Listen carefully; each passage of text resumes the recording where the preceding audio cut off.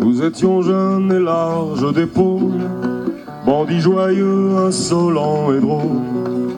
On attendait que la mort nous frôle. On the road again, again.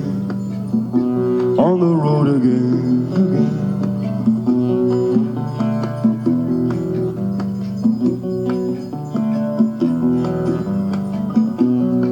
Au petit jour, on quittait Ucange, et derrière nous s'éclairait la lampe. Il fallait bien un jour qu'on nous pende. Demain, grande journée d'action à l'Orfont-Ucange contre la fermeture du site et la suppression de 330 emplois. Les sidérurgistes protestent contre l'absence de plan social. Les 1800 employés sont tous très déçus, comme Pierre Balaba qui a fait presque toute sa carrière à l'Orfont.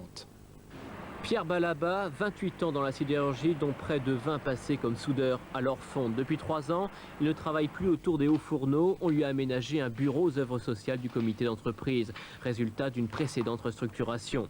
Militant CGT, aujourd'hui comme ses collègues sidérurgistes, il est en colère, déçu d'en arriver là après 2 décennies passées sur le site.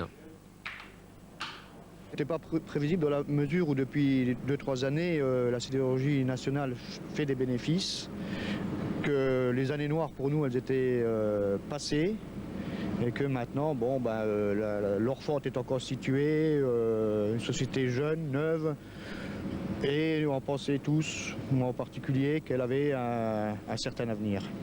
Cité des Roses à Ucange, Pierre Balaba vit avec sa famille dans ce modeste pavillon racheté à son employeur. Sur sa fiche de paye, 8500 francs net par mois, prime comprise. Un prêt à rembourser pendant encore 10 ans, avec l'angoisse de ne pas être épargné par cette nouvelle restructuration. Lors de la précédente, tous ceux âgés de 50 ans et plus ont été mis en pré-retraite. Il en aura bientôt 48. L'emploi de tout le monde est menacé et l'emploi des employés est menacé. S'il y a moins d'ouvriers dans l'Orfont, il y aura moins de gens pour faire les payes, moins de gens pour s'occuper des œuvres sociales. Ce soir, portrait d'un personnage emblématique à l'Orfont, Jean-Louis Malice, délégué central de la CFDT. Il a été le porte-parole pendant tout le conflit. Les rapports avec Jean-Louis Malice ne sont pas toujours faciles. Je reconnais à la personne un certain talent. Je pense une relative sincérité. C'est une personne qui est effectivement très astucieuse. Je propose que les tables, les chaises et tout le mobilier de la salle, on le mette dehors et puis on tiendra le CE dehors devant vous. D'accord ? Pendant tout le conflit, il n'a pas lâché un pouce de terrain, si bien qu'aujourd'hui, aucun sidérurgiste ne se retrouve sur le carreau.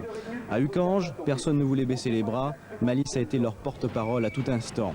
Comme le dit l'un de ses camarades, Jean-Louis, c'est un radis. Rouge dehors, blanc dedans. En clair, Malice, c'est un modéré. On n'est pas pour systématiquement l'affrontement. Il faut négocier, il faut discuter. Mais on a les patrons, les syndicalistes qui méritent. Si les patrons sont violents avec nous, s'ils sont bruts avec nous, la réaction elle est légitime. 36 ans, marié, 3 enfants. Il entre à Ucange en 1974. Son père y travaillait. Son grand-père, polonais aussi. Toute la vie de Malice, c'est Ucange. Je suis très attaché à cette ville. Bien sûr, on n'a pas le soleil, on n'a pas quelque chose qu'on a peut-être moins qu'ailleurs, mais il y a une chaleur humaine aussi. Son véritable bonheur, sa famille, son fils Laurent, 7 ans, l'accompagne parfois en manif. Sa détermination, le syndicalisme. Il y a 13 ans, il fonde avec d'autres la section CFDT de l'Orfont. Aujourd'hui, il représente 60% du personnel. Mon poste officiel, c'est répartiteur. Je suis à 200 points et je gagne à peu près 7000 francs net par mois. Personne dont on ne sait pas l'avenir sur Ucange qui nous apporte le plus, oui.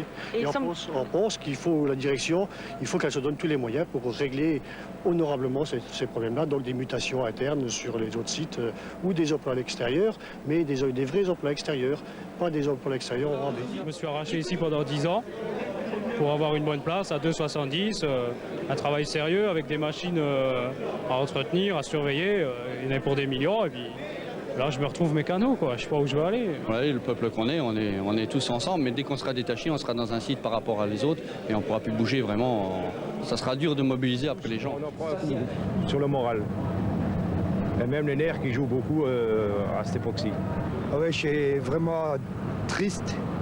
Parce qu'une fois qu'on passe 17 ans dans une usine, on commence un peu à aimer l'usine. Je sais que j'ai mon père qui a travaillé à l'usine, j'ai mon grand-père. Quand on ferme l'usine où ses parents, sa famille a vécu, on est vraiment attristé. Ça fait toujours mal. Hein. Ça fait déjà 4 usines que je ferme. C'est dur. Hein. Enfin, c'est la vie. Peu d'éléments.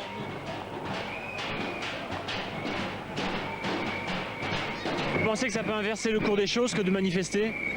Non, je pense pas. Je pense pas, mais on peut pas leur dire bravo, d'accord, c'est pas possible. C'est un baroud d'honneur? Oui, un peu, oui. C'est normal, je trouve.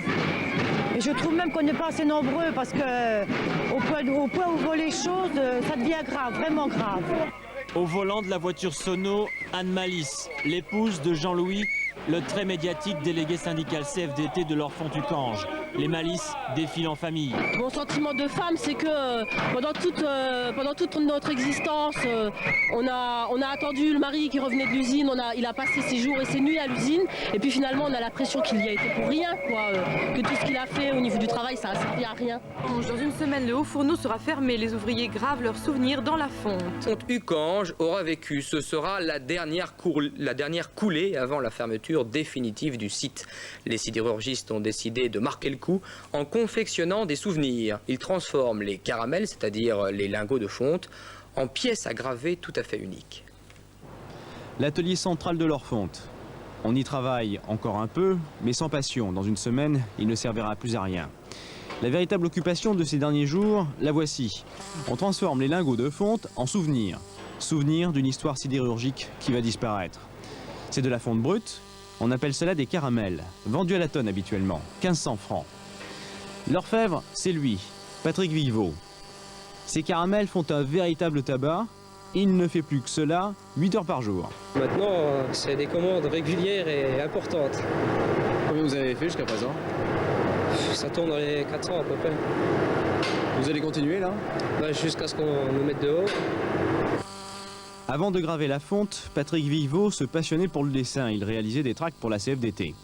Depuis 10 ans, à l'Orphont-Tucange, il sera bientôt muté sur un autre site, comme mécanicien au fourneau. Ce n'est pas vraiment son truc, d'autant que tout le monde se l'arrache. Pour la gendarmerie, on a fait un képi en plus, et on a marqué dessus gendarmerie. Ça fait bien. Et pour la direction? Château d'eau, vue des proposelles du crassier. Et le tout en heures supplémentaires, bien sûr. Ce qui est dur, parce qu'au début, on nous a assez embêtés pour les caramels, mais enfin, on les a fait. Le sien est bien entendu unique. Il l'a monté en porte-stylo. Ses amis de l'atelier qui polissent les caramels fournissent tout ce dont il a besoin, autant que nécessaire. Caramels de fonte qui constitueront pour toujours l'ultime trace de la sidérurgie à Ucange. Aujourd'hui, le comité d'établissement doit être consulté sur plus de 700 suppressions d'emplois, ce qui est parfaitement inacceptable. Et en tout cas, ce qui, si ces projets étaient mis en application, eh bien, porterait un grave conséquence sur l'avenir de notre entreprise, de nos emplois et en tout cas sur nos outils de travail, en particulier avec des inquiétudes sur la phase à chaud de Solac pour les prochaines années. Déjà qu'ils nous mettent un plan social qui est de la tenue, qui a quelque chose dedans, et là on discutera. Pour l'instant, il n'y a rien dans le plan social. On constate une chose, c'est qu'il y a un transfert de l'activité qui se fait à la sous-traitance. Rocco Nigro, 40 ans, est l'un des 300 étrangers travaillant pour l'Orphont. Arrivé de Milan en 1974, il a tout de suite trouvé un emploi de mécanicien tourneur à Ucange. Depuis 17 ans, il est un sidérurgiste comme les autres, jamais une brimade, jamais un traitement de défaveur. Et aujourd'hui, comme les autres, il quitte Ucange avec regret. J'ai mal au corps de voir ça, par rapport à quand le premier jour que j'ai commencé, puis maintenant que je pars. Je vois qu'au départ, il y avait beaucoup de monde, il y avait la vie et tout, mais aujourd'hui, c'est la désolation. Avec la crise, on n'a pas eu tendance à vous dire, vous venez manger le pain des Français? Ben, ça, je l'ai entendu, mais c'était en plaisantant. Ouais. Ça vous a fait quoi sur le coup qu'on vous dise ça? Ben, ça fait pas plaisir d'entendre, mais... Comme Rocco, 16 salariés de l'Orphont sur 100 n'ont pas la nationalité française. 6% sont ressortissants de la CE, 10% viennent d'autres pays, surtout d'Algérie ou du Maroc. Pour tous, aucun problème d'intégration. Dans la ville d'Ucange, 17 nationalités sont représentées, et ce, depuis le début du siècle. Il y a du travail, une solidarité autour du haut fourneau et des logements à la Cité des Italiens, la bien nommée, ou Cité des Roses. Rocco, lui, a épousé une Française. Il a 3 enfants, aucun ne parlant l'italien, et pas question aujourd'hui pour lui de rentrer au pays, malgré la crise. Il a appris la langue française, il a appris à écrire. Non, il s'est très bien intégré, il était dans une bonne équipe. Je connais d'ailleurs tous ses copains de travail. Et... Non, il n'a eu aucun problème. D'ailleurs, je crois que c'est ce qui lui a fait aussi mal, en dehors de la perte de l'emploi. C'est de perdre toute une seconde famille, en dehors de la sienne. Ben, disons, c'est une page qui tourne, c'est une autre qui s'ouvre, et puis il faut faire avec, la vie continue. Hein. À partir du 6 janvier, Rocco quittera Ucange pour la coquerie de Cérémange, et si l'avenir est incertain, une chose est sûre, son fils de 3 ans, David, ne sera pas italien et ne sera jamais sidérurgiste.